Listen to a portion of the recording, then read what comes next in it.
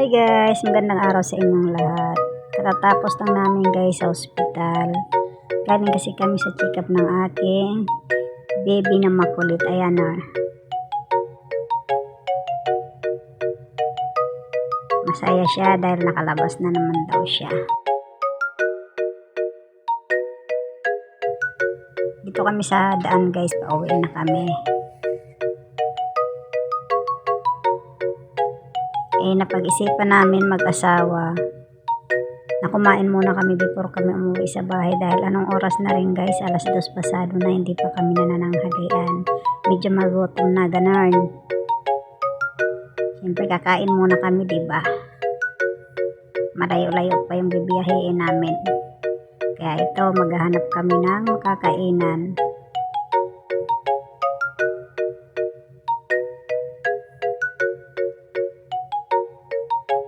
Ito na guys, nakahanap na kami. Hanap muna kami ng mauupuan. Ang ganda ng pwesto nila guys. Masarap ng hangin, ang lamig. Hanap muna kami ng mauupuan habang wala pa yung aming order. Ayan, ang dami rin kumakain din daw dito guys.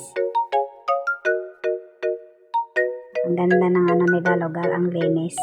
Tsaka ang hangin presko guys. Open siya, open na kainan. Mura lang din daw dito ang order guys.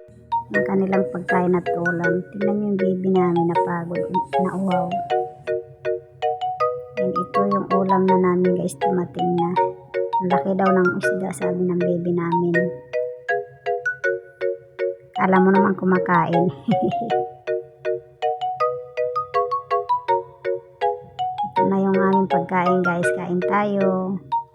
Tapos na rin kami kumain guys. Ayan ang baby namin, nag-ikot-ikot na naman siya. Ayan, ito na, biyahin na kami pa uwi guys. Kailangan na rin namin umuwi dahil hapon na. Ayan, baka abutan kami ng ulan. Mahirap na pag nasa daan. Kapag naabutan ng ulan, Diyos ko.